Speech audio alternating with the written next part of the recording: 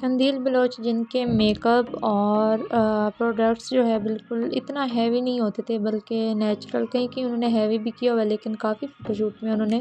Natural لک کیا ہوا ہے، جس میں 2-3 پروڈکٹ بس انہوں نے یوز کیے ہوتے ہیں۔ تو ایز اے ماڈلنگ وہ بہت زیادہ مطلب ماڈلنگ میں اور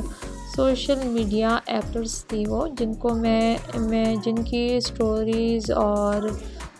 مطلب سارا کچھ ڈیٹیلز اور گوگل پر سرچ کرنے کے بعد، کافی سرچ اور ریسرچ کرنے کے بعد جو ہے میں نے ان کے کافی ساری پکس نکالے اور پھر ان سب کو غور سے دیکھا اور ان سب کو جانچا کہ کون سا پروڈکٹ استعمال کیا گیا، کون نہیں کیا گیا۔ کچھ میرے پاس اویل تھے، کچھ نہیں تھے۔ تو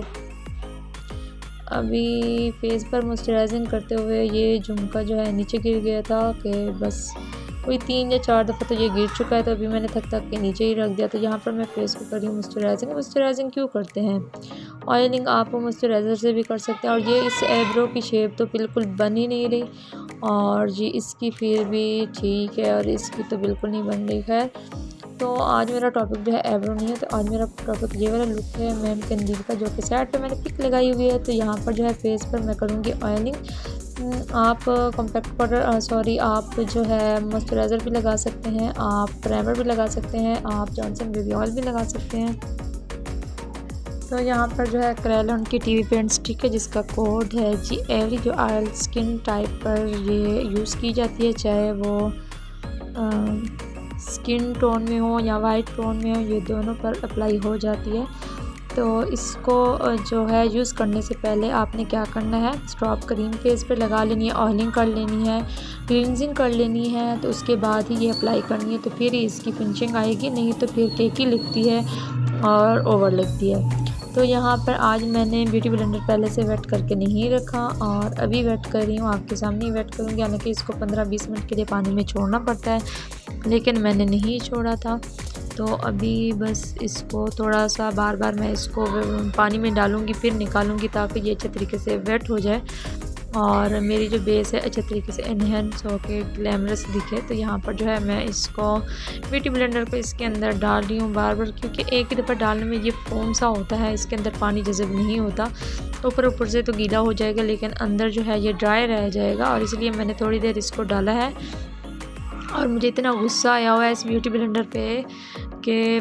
اتنا اس کو ڈپ کرنے کے بعد بھی یہ بالکل گیلا نہیں ہو رہا تھا۔ تو یہاں پر جو ہے فائنلی یہ اچھے طریقے سے ویٹ ہو چکا تھا، ابھی میں اپلائی کر رہی ہوں، تو اتنا ٹھنڈک فیل ہو رہی ہے فیس پر، اور دوسری بات یہ کہ بہت ہی ایزیلی اپلائی ہو رہا ہے، اتنا کیکی بھی نہیں دکھے گا، آپ دیکھیں گے لگے گا ہی نہیں کہ میں نے بیس لگائی ہوئی ہے،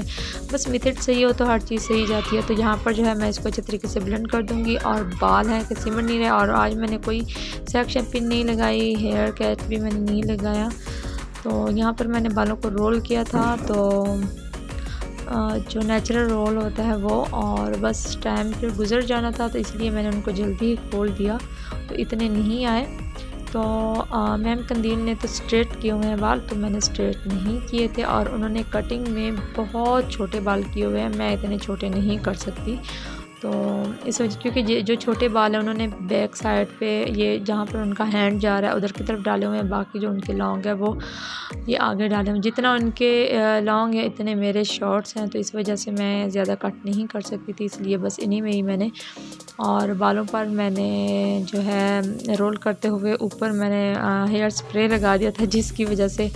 بال اکڑ گئے تھے۔ تو یہاں پر میں کمپیکٹ پاؤڈر لگا رہی ہوں، کمپیکٹ پاؤڈر کیوں لگا رہی ہوں، تاکہ میں اوپر جو بھی مطلب بلش لگاؤں یا لپسٹک لگاؤں یا کچھ بھی لگاؤں تو اچھے طریقے سے مطلب میری بیس سیٹ ہو جائے۔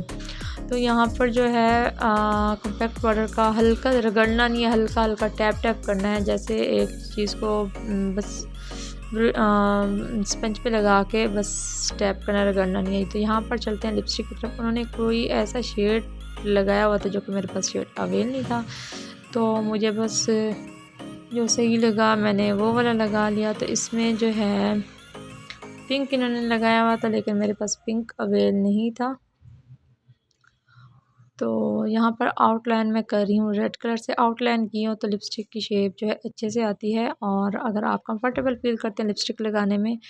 تو لپسٹک لگا سکتے ہیں، نہیں تو اس طرح کی پینسل مارکیٹ سے آپ کو ایزیلی مل جائے گی، وہاں سے پرچیز کریں اور لگائیں۔ اتنا مہنگی بھی نہیں ہے، بہت ہی افورڈیبل پرائس میں آپ کو مل جائے گی۔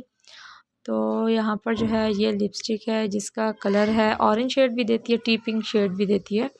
تو یہ میں اپلائی کر رہی ہوں۔ اور اس کے اوپر میں نے اسی شیڈ کا اوپر میں نے کیونکہ یہ جو سمر ہے تو جس کی وجہ سے یہ آئلی فیل ہو رہی تھی، حالانکہ ان کی لپسٹک مجھے ڈرائی فیل ہو رہی تھی، تو اس وجہ سے میں نے اوپر جو ہے کمپیکٹ پاؤڈر لگا دیا تھا۔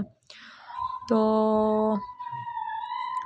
کمپیکٹ پاؤڈر نہیں، آئی شیڈ، اسی کلر سیم اسی کلر کا آئی شیڈ لگایا تھا، تو جس کی وجہ سے یہ بھی میٹ دکھائی دینے لگی۔ تو ابھی یہاں پر میں برش نکالوں گی اپنے آئی لائنر کے لیے۔ آئی لائنر کے لیے برش جو ہے ہدا بیوٹی کا برش ہے، جو کہ آپ کو ہدا کے برشز افورڈیبل پرائز میں مل جائیں گے۔ اور پین کیک لائنر جو ہے یہ ایکوا پین کیک لائنر ہے، اس میں کریلون بھی بہت اچھا ہوتا ہے، کریلون اور ایکوا، اور اس کے بعد جیل آئی لائنر بھی بہت اچھا ہوتا ہے، ایزیلی اپلائی ہو جاتا ہے، اس کے ساتھ آپ ونگ بھی اچھے طریقے سے کریٹ کر سکتے ہیں۔ تو لیکن وہ کم عرصہ چلتا ہے، پینسل والا بھی، جیل والا بھی، اور یہ والا جو ہے کافی عرصہ چلتا ہے، تقریباً 4-5 سال آپ کے اس میں نکل جاتے ہیں۔ تو یہاں پر جو ہے ہلکا سا پانی کے ساتھ ویٹ کرنا ہے۔ اصل میں یہ جو آئی لائنر ہے شیشے میں دیکھ کے میں لگاتی ہوں، تو کیمرے میں دیکھ کے لائنر لگانا تھوڑا ڈیفیکلٹ ہو جاتا ہے، پھر بھی میں ٹرائی کر رہی ہوں کہ آپ لوگوں کو تھوڑا سا نالج دے سکوں کہ کس طرح کا انہوں نے آئی لائنر لگایا۔ انہوں نے آنکھیں جو ہے نا ہلکی سی اوپر کی طرف کی ہوئی تھی، تو نیچے کو انہوں نے اپنا فیس ریٹرن کیا ہوا تھا، تو میں نے زوم کر کے پک کو دیکھا کہ کس طرح سے انہوں نے لائنر لگایا ہے یا نہیں لگایا، انہوں نے لگایا ہوتا، لیکن انہوں نے لینز لگائے ہوئے